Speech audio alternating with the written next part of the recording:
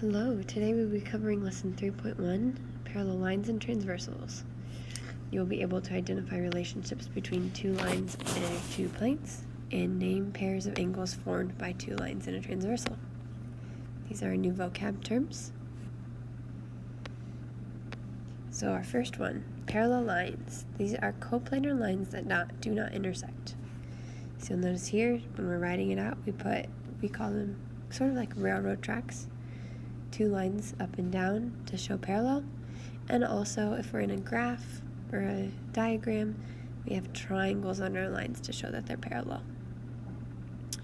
Skew lines are lines that do not intersect and are not coplanar. So in this case, lines L and M, they will never intersect even though they're not parallel in the traditional sense, because they are on two different planes. You could also have skew lines like this.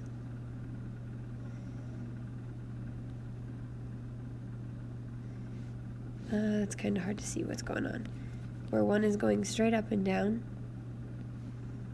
and one is above it. We'll do this in a different plane. They won't intersect.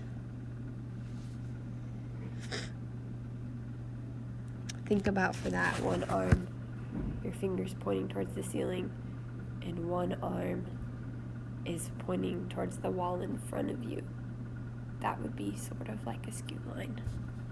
We also have parallel planes, or planes that do not intersect. So A and B, they're right above and below each other, or they could be right side by side and never intersect. So if we're going to name all segments parallel to BC, we have three of them. We have FG, EH, and DA.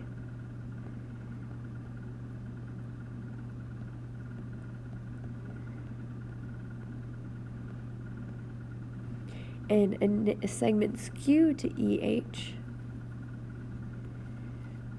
So there's four of these. It says A, so you'd only technically have to name one. But we have DC. DC and EH will never cross. CF will also never cross. And then AB and BG.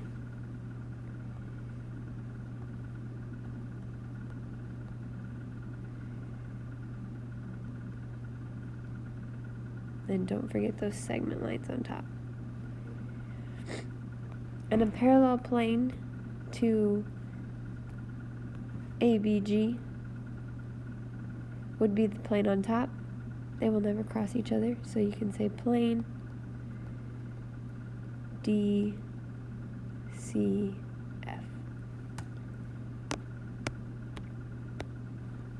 Very similar. Parallel plane to RST would be the bottom plane, or plane XYZ is one way to name it. A segment that is skew to YZ. There's four of them once again. We have segment QT. We have segment RS. We have segment QW. And we have segment RX. Those four lines will never cross YZ. They are skew. Notice we don't include the parallel lines there, even though they also will never cross YZ. Parallel and skew are different. And then parallel to RX would be QW, TZ, and SY.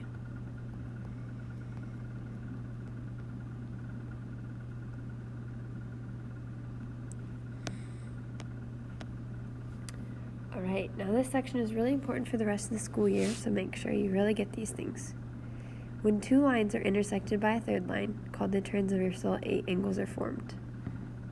In the diagram, T is our transversal because it intersects or cuts lines Q and R. Exterior angles lie in the two regions outside of these two lines. And interior is on the inside of our two lines. So we have different pairs of angles are given special names. Corresponding angles lie on the same side of a transversal T and on the same side of lines Q and R. So 2 and 6 on the same side of our transversal and on the top side of P and Q. 1 and 5, left side, top side. 3 and 7, left side, bottom side. And 4 and 8, right side, bottom side. So those are corresponding angles. Now these next three, the examples are wrong. Consecutive interior angles are interior angles that lie on the same side of the transversal. So that would be 4 and 6.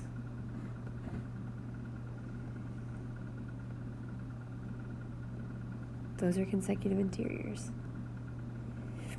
Same side inside in 3 and 5.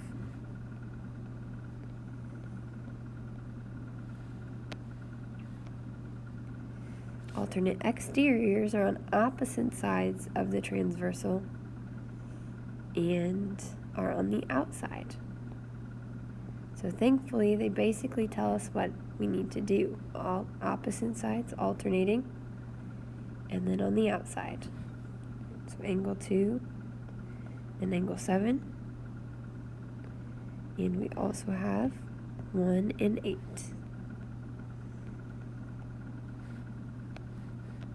Lastly, we have alternate interior, which means opposite inside. So 4 and 5, and 3 and 6.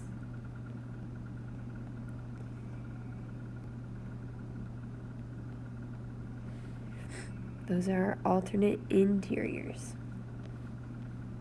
So we're going to practice classifying the relationship between 2 and 6.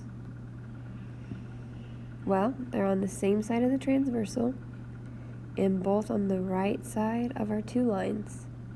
So these are considered corresponding.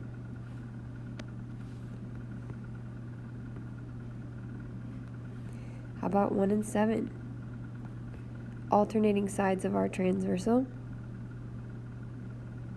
and the exterior of our two lines. So that would be alternate exterior. Another one, 3 and 8. Same side of our transversal on the inside of our two lines. So consecutive interior.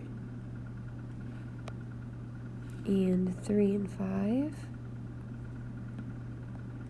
Opposite sides of our transversal inside of our two lines. So alternate interior angles. Now this one gets a little more difficult because we are classifying the relationship with a harder diagram. We're just going to pretend that one of the lines doesn't exist. So we're going to say 4 and 5. Right now, L does not exist. So we're just looking at our transversal P and our lines M and N. So they're on the same side of our transversal, inside of our two lines, so that would be consecutive interior angles.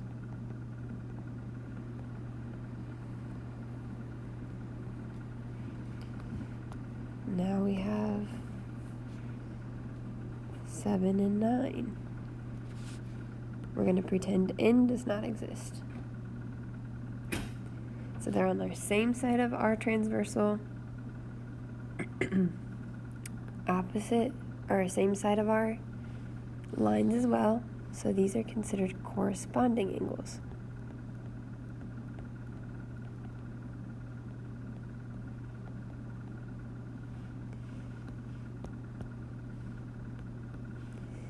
Four and 7.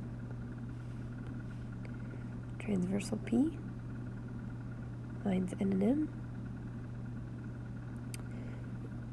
on either side of the transversal and on the exterior of our two lines.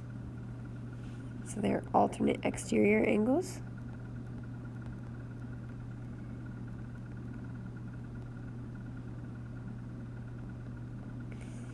And lastly, maybe the most trickiest one, 2 and 11.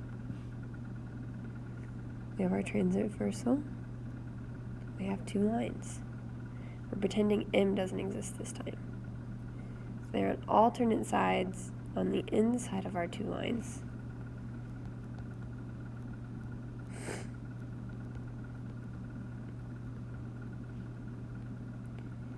So we have alternate interior angles. Alrighty. One more.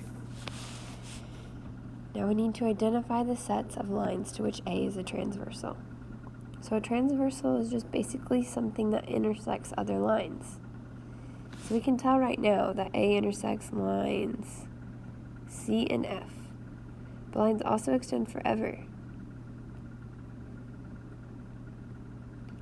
So eventually it'll intersect line D and line E. And we are assuming A and B are parallel.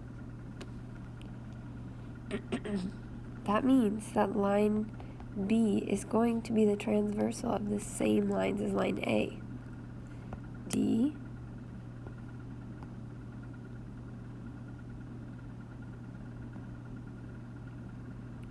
C, F, and E.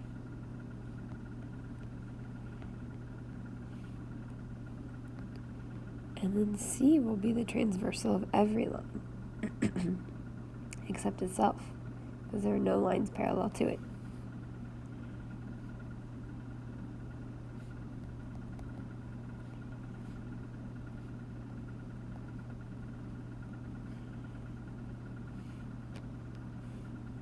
All right? Make sure when you name a transversal, you do line, and in this case, say line A. You name it correctly, okay? And then we won't do anything with this, so we're done. Have a great afternoon.